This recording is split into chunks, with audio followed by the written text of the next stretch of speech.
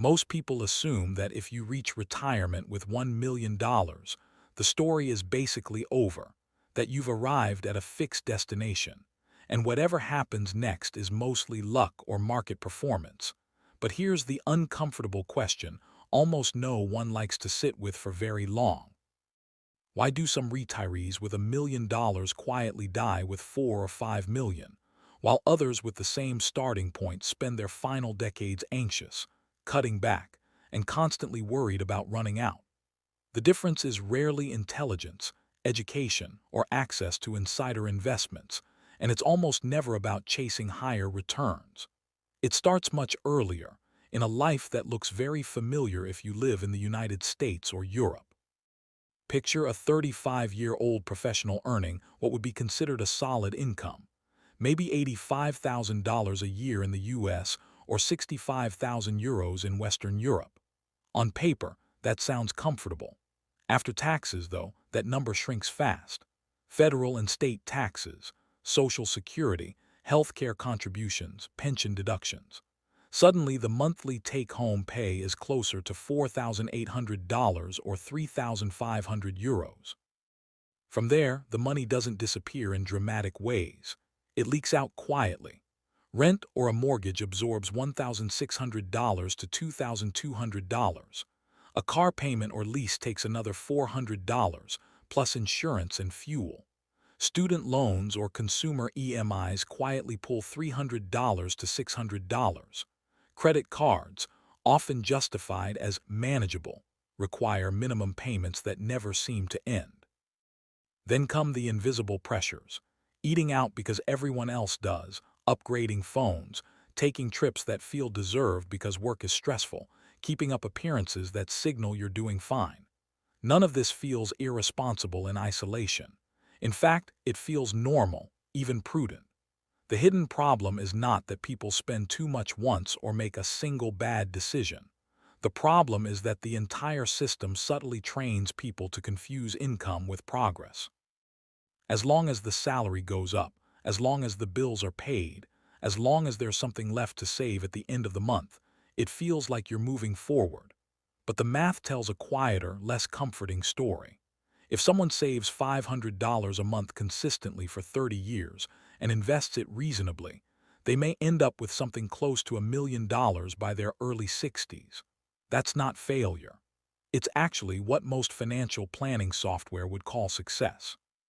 Yet this is where the critical misunderstanding begins. People treat that million as a finish line rather than a midpoint.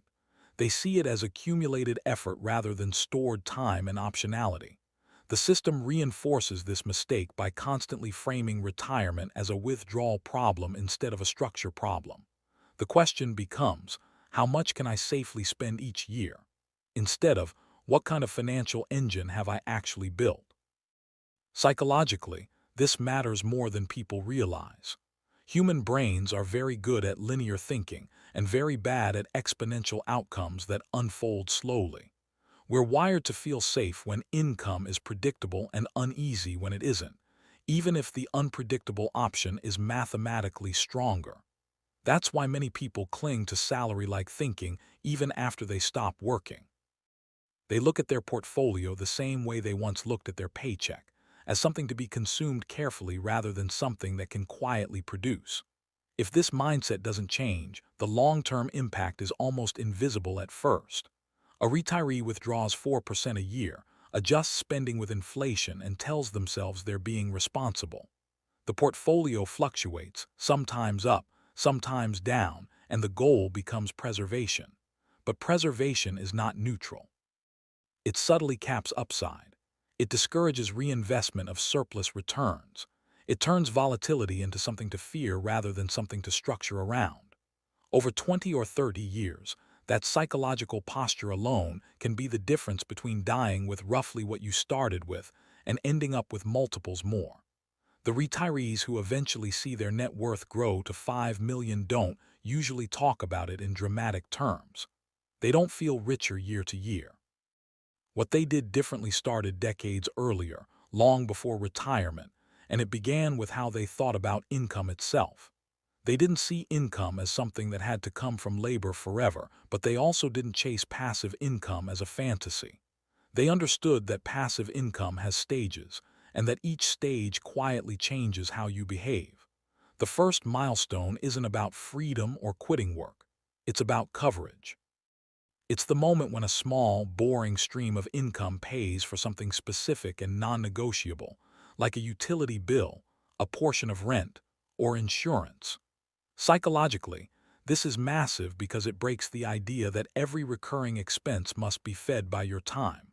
Most people never experience this until very late, if at all, which is why $1 million can still feel fragile. Without that mental shift, money is always something you guard rather than something that compounds itself while you sleep. If this distinction is ignored, the long-term outcome is predictable: careful withdrawals, limited reinvestment, constant monitoring, and a quiet anxiety that never fully goes away. If it's understood, something else happens. Spending decisions become calmer. Market fluctuations lose their emotional charge. The portfolio stops feeling like a pile of savings and starts feeling like an adaptive system. This is where the path from 1 million to 5 million actually begins, not with a bigger salary or a smarter stock pick, but with a change in how income, expenses, and time are mentally connected. If you want to understand why that first passive income milestone changes everything, and why most people miss it even when they can afford it, that's where we need to go next. Once that first mental shift happens, the conversation around money becomes quieter and more precise, and this is where the second passive income milestone starts to matter, even though it's rarely discussed in straightforward terms. To understand it, it helps to return to a familiar midlife scenario in the US or Europe. Imagine someone in their early 40s now. Their career is stable. They're earning more than they did at 30, maybe $110,000 a year in the US or 80,000 euros in Europe. On the surface, they feel more secure, but their financial structure has become heavier. The mortgage is larger than it used to be because they upgraded homes.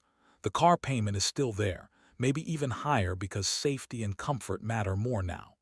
Family costs have appeared: childcare, education savings, health insurance upgrades. Their monthly burn rate has quietly doubled compared to their 20s. After taxes and mandatory deductions, the net income still feels sufficient, but the margin for error is thin. What's interesting is that at this stage, many people technically have the capacity to build meaningful passive income, yet psychologically they feel less flexible than ever. This is the second hidden mistake. As income rises, people subconsciously convert optional expenses into perceived necessities. A larger home stops feeling like a choice and starts feeling like where we live. A newer car stops being a preference and becomes reliable transportation. This mental reclassification is incredibly powerful because it locks spending into place. Even when income grows, freedom doesn't. From a mathematical perspective, this is where compounding quietly stalls. If someone invests $1,500 a month for 20 years at reasonable returns, the numbers are unremarkable but solid. But if instead that same person builds assets that generate $1,500 a month by their late 40s or early 50s, something different happens. The second passive income milestone isn't about replacing your salary. It's about covering your baseline lifestyle: rent or mortgage, basic transportation, food, insurance. Not luxuries, not travel, just life. When those are covered by income that doesn't require daily labor, the psychological relationship with money changes again. Work becomes optional in a way that's hard to explain until you experience it. You don't quit your job. You don't suddenly feel rich, but you stop negotiating your life around fear. This is why retirees who reach this milestone earlier tend to behave very differently later. They are far less likely to panic during market downturns because their living expenses are structurally supported. They don't sell assets at the wrong time because they aren't relying on liquidation to survive. Instead, they let assets do what assets naturally do over long periods.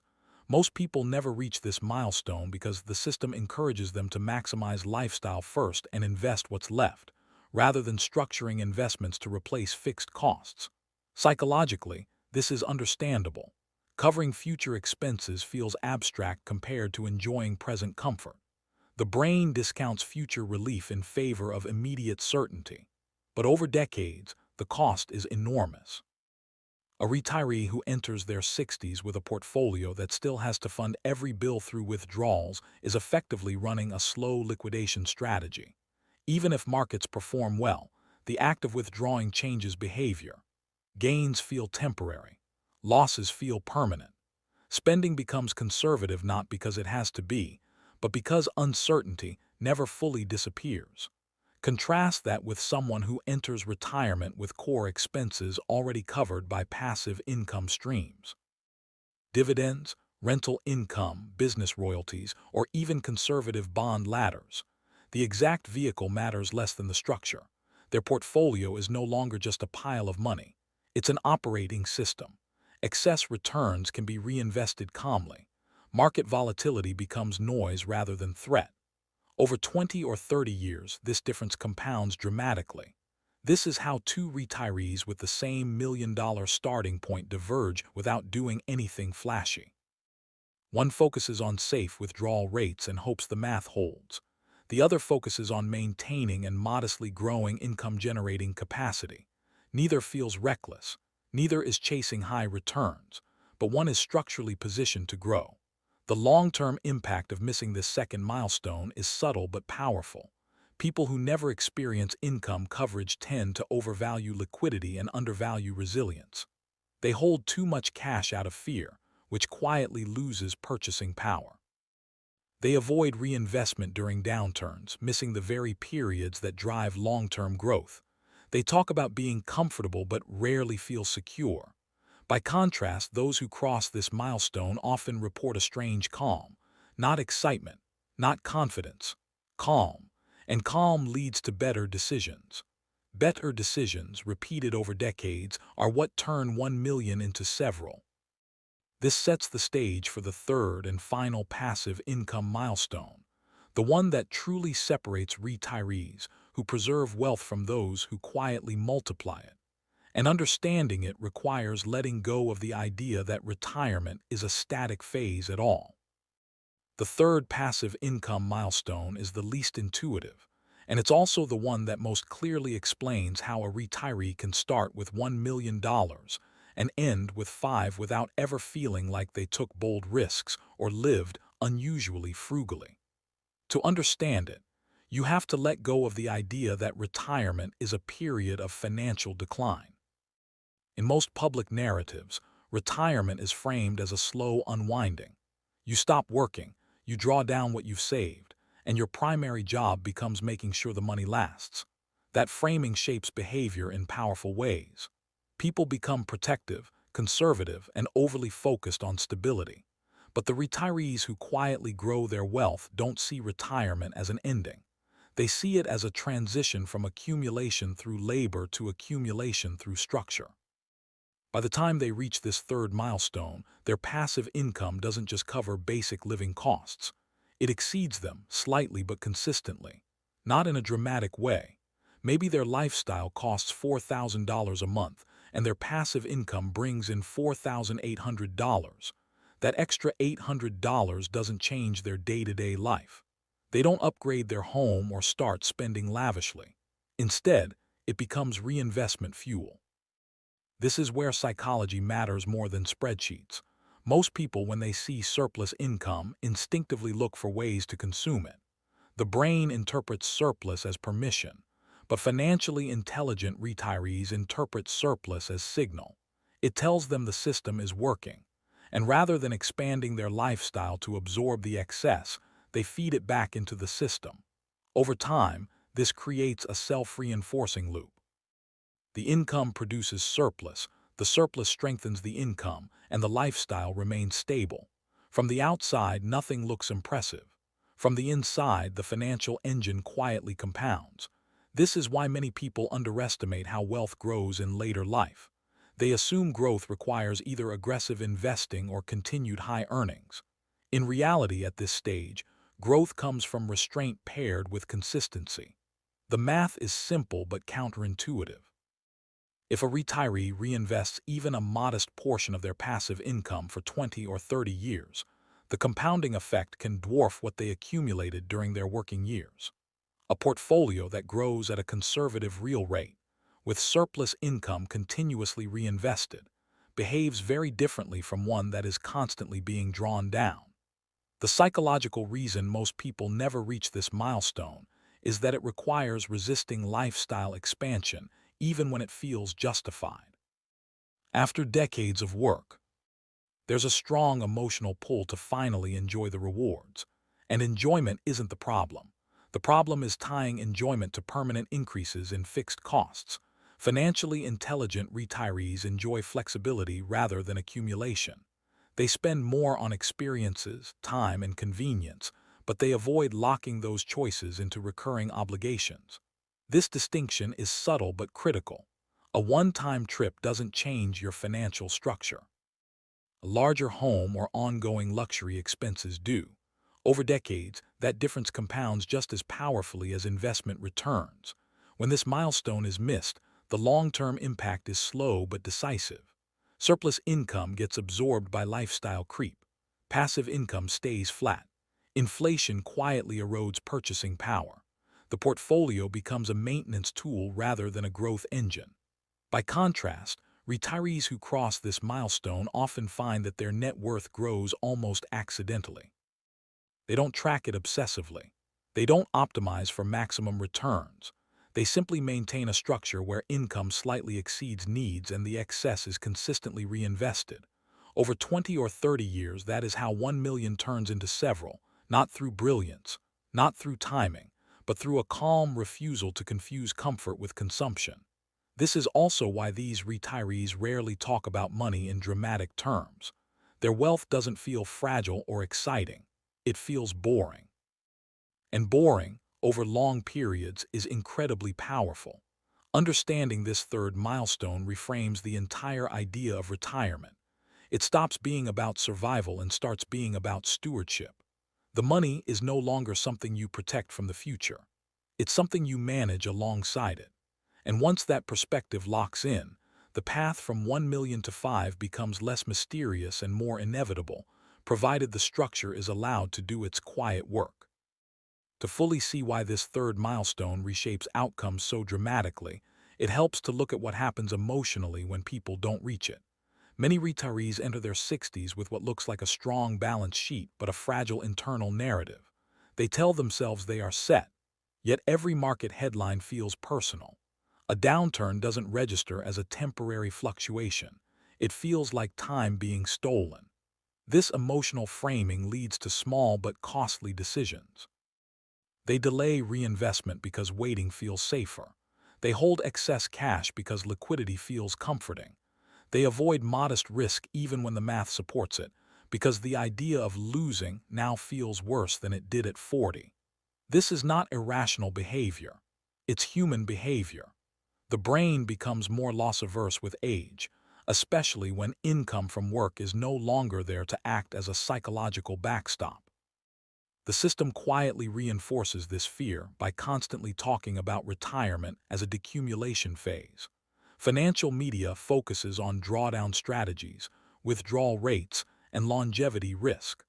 All of that is important, but it subtly trains retirees to see their wealth as something that is shrinking by default.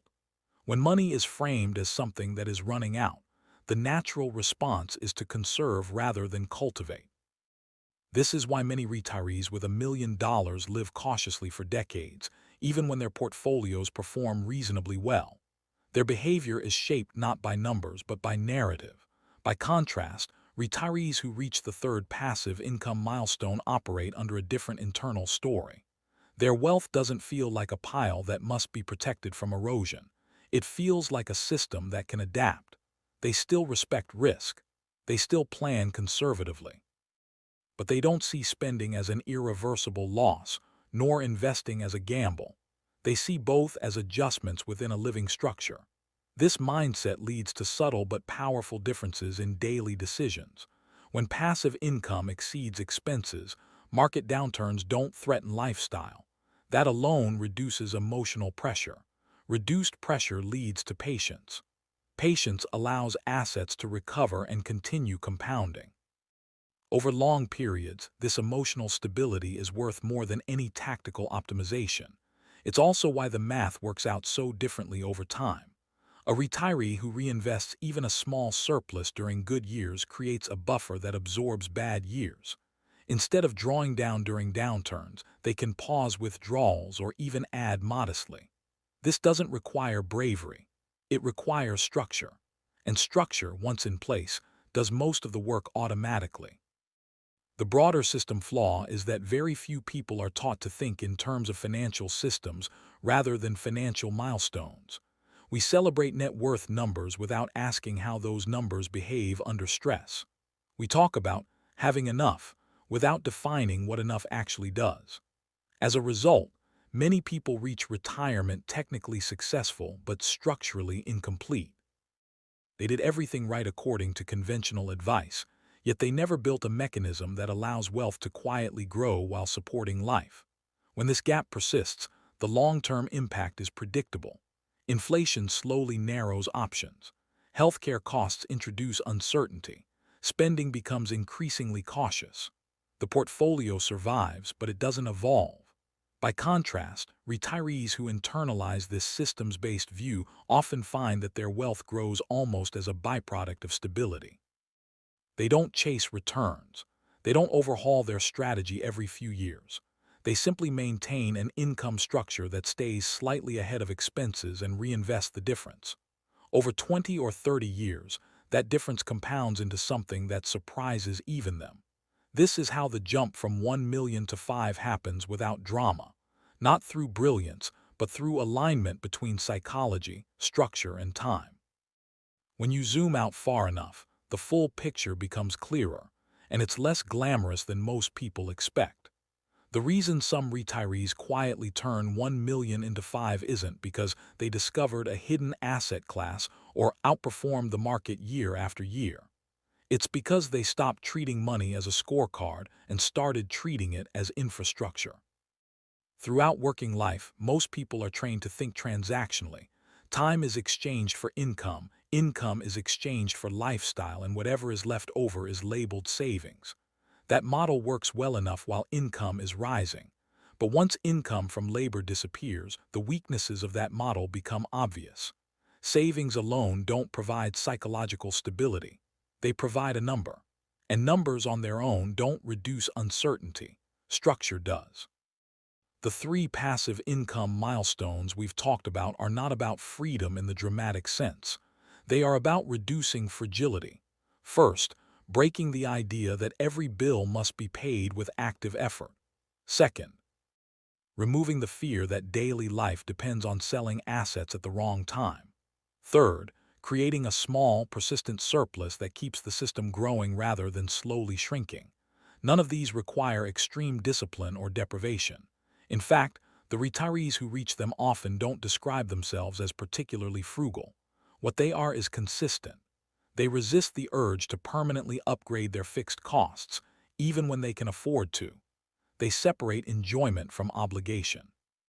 They allow their lifestyle to be comfortable but not rigid. Over decades, this flexibility becomes a compounding advantage. Psychologically, this is what allows calm to replace anxiety. Calm decisions lead to fewer mistakes. Fewer mistakes over 30 years matter more than any single good decision. This is also why the outcome feels almost accidental. From the inside, nothing dramatic happens. The portfolio grows, then stalls, then grows again. Income adjusts. Expenses stay relatively stable. Life goes on, but time does its work. By the end, the gap between someone who merely preserved their million and someone who multiplied it is enormous, even though their daily lives may have looked very similar. This reframes what success in retirement actually means. It's not about squeezing every dollar or living in constant restraint. It's about designing a system that doesn't require constant vigilance. When money no longer demands emotional energy, it's free to compound quietly. And that, more than any tactic or trick, is how 1 million becomes 5. If this way of thinking feels different from what you usually hear about money, That's a good sign. Awareness is the real starting point. If this kind of calm, system-based view of wealth is something you want to explore more deeply, you can support the channel by subscribing.